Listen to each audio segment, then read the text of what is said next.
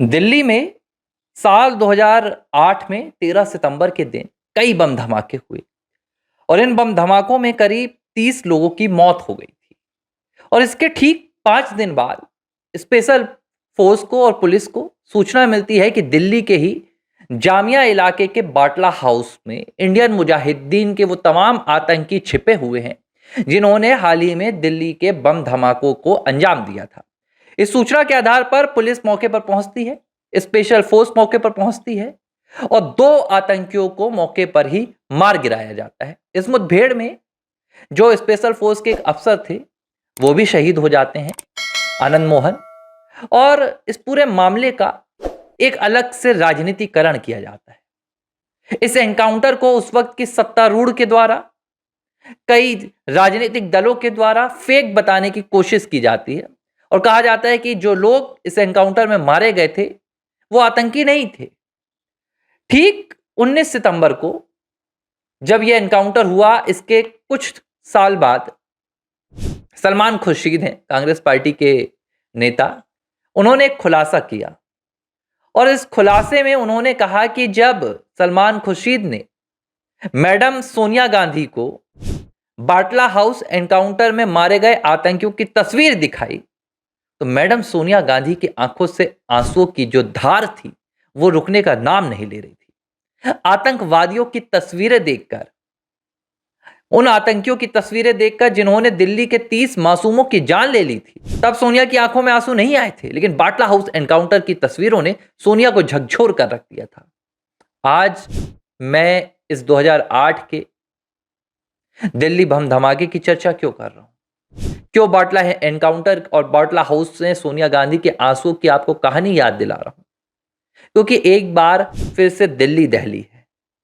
2025 नवंबर 10 6:52 पर। लेकिन ना तो अब तक सोनिया गांधी का एक आंसू टपका है, ना तो अब तक राहुल गांधी ने अपना दर्द जाहिर किया है और प्रियंका का तो पता ही नहीं। आज मेरा सवाल सोनिया गांधी से क्यों है, उसकी 3 वजह है और 2 तारीखें हैं। एक 8 सितंबर 2025 और एक 25 सितंबर 2025। वैसे सोनिया गांधी ने पिछले कुछ सालों में अपनी जो राजनीतिक सक्रियता है वो पर्दे के सामने निष्क्रिय कर दी है। सोनिया गांधी बहुत कम कार्यक्रमों में नजर आती हैं, कभी कभार ही नजर आती हैं, ज्यादातर राजनीतिक जनसभाओं में भी नहीं जाती है। लेकिन अगर कुछ देश विरोधी इस तरह की गतिविधियां होती हैं जहां सेना पर सवाल उठाना होता है, किसी सैन्य ऑपरेशन को रोकना होता है या भारत के बाहर किसी मुस्लिम देश में आफत आई होती है, तो सोनिया गांधी का विराट हृदय जाग जाता है। अब ये क्यों होता है इसकी हम चर्चा बाद में करेंगे, लेकिन पहले आप घटना सुनिए। 8 सितंबर को सोनिया गांधी का एक लंबा चौड़ा लेख आया था। इस लेख में सोनिया गांधी ने जो ग्रेटर निकोबार में भारत सरकार एक जो प्रोजेक्ट लेकर आ रही है, जहां मिलिट्री स्पेस बनाया जा रहा है, एयरबेस बनाया जा रहा है, वहां पर पूरा डेवलपमेंट लेकर आया जा रहा है, सोनिया गांधी ने उसकी आलोचना की और उन्होंने कहा कि ये जो पूरा प्रोजेक्ट लाया जा रहा है, इस प्रोजेक्ट से वहां की जनजातियों को नुकसान होगा। हालांकि जो वरिष्ठ सैन्य अधिकारी थे और जो जानकार थे, जो डिफेंस एक्सपर्ट थे, उन्होंने कहा कि भारत को यह प्रोजेक्ट चीन के साथ मजबूती देगा, यानी कि चीन के मुकाबले में। सोनिया गांधी ने वहां पर लंबा चौड़ा खत लिखा। दूसरा खत आया सोनिया गांधी का इसी सितंबर के महीने में, 25 सितंबर के दिन। यह खत आया सोनिया गांधी का फिलिस्तीन के लिए। सोनिया गांधी ने फिलिस्तीन के दर्द की, फिलिस्तीन के न्याय की, फिलिस्तीन के इंसाफ की लड़ाई भारत सरकार से लड़ने का आह्वान किया। सोनिया गांधी ने कहा कि भाई वहां जुल्म हो रहा है, वहां के लोगों की हमें आवाज उठानी चाहिए। भारत के लोग हमेशा से फिलिस्तीन के समर्थन में रहे। और लंबा चौड़ा 5 से 7 हजार शब्दों का उन्होंने पूरा लंबा लेख लिख दिया। सोनिया गांधी की ही सुपुत्री हैं प्रियंका वाड्रा, उन्होंने तो अपना बैग ही फिलिस्तीन का बना लिया था और देश की संसद के भीतर चली गई थी। खैर, आपका दिल फिलिस्तीन के लिए धड़कता है, आपका दिल सीरिया के लिए धड़कता है, बगदाद के लिए धड़कता है, अल्जीरिया के लिए धड़कता है। मैं इस पर कोई आपत्ति नहीं जता रहा हूं। जिसका जैसा प्रेम, जिसका जैसा राग। भाई मेरा प्रेम भारत से है, मुझे यह देश पसंद है, मेरा दिल तो भारत के लिए धड़कता है। लेकिन जब इसी देश में 22 अप्रैल के दिन भारत की अब तक की सबसे विध्वंसकारी आतंकी घटना सामने आई थी, जिसमें 28 हिंदुओं को उनका मजहब पूछकर, उनका धर्म पूछकर एक लाइन में खड़ा कर उनकी जान ले ली गई थी। इस दर्दनाक तस्वीर को जिसने भी देखा था, जब वो तस्वीर आई थी, जब शादी के कुछ ही दिन बाद हनीमून पर गए एक महिला के पति को इन आतंकियों ने मार दिया था और वो महिला अपने पति के शव के साथ पहलगाम की उन वादियों पर बैठी थी। दुनिया भर में जिसने भी इस तस्वीर को देखा था, उसकी आह निकल गई थी।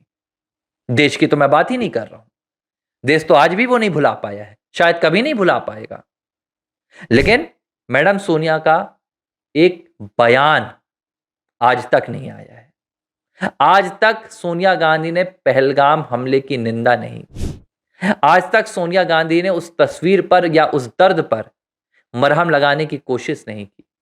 यहां तक कि कांग्रेस पार्टी ने ऑपरेशन सिंदूर जो चलाया गया, उन बहनों की शहादत पर, उन बहनों के जो पति शहीद हुए, उनके सम्मान में उसका भी कांग्रेस पार्टी ने कहा कि भाई ये तो धर्म की बात है, सेकुलर देश में ऑपरेशन सिंदूर जैसा शब्द इस्तेमाल नहीं करना चाहिए। कांग्रेस पार्टी ने इसका बहिष्कार किया। इसके बाद दिल्ली में बम धमाका हुआ, ब्लास्ट हुआ कार का, सोनिया गांधी का कोई बयान नहीं। सवाल ये उठता है कि जब देश का दर्द सामने आता है, जब देश में इस तरह की आतंकवादी घटनाएं सामने आती हैं, तो सोनिया गांधी अचानक निष्क्रिय क्यों हो जाती हैं?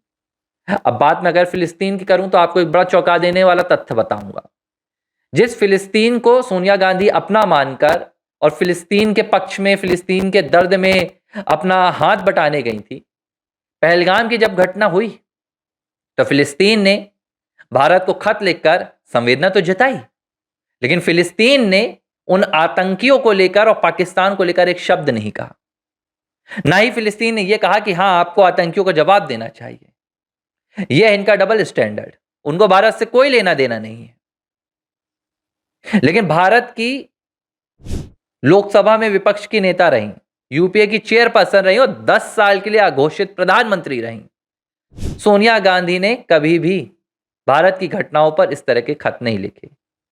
आज जब दिल्ली बम धमाकों को लेकर पूरे देश में कांग्रेस, ये बम धमाके हैं, ये कार ब्लास्ट है, ये जो भी घटनाएं हैं, राजनीति कर रही है।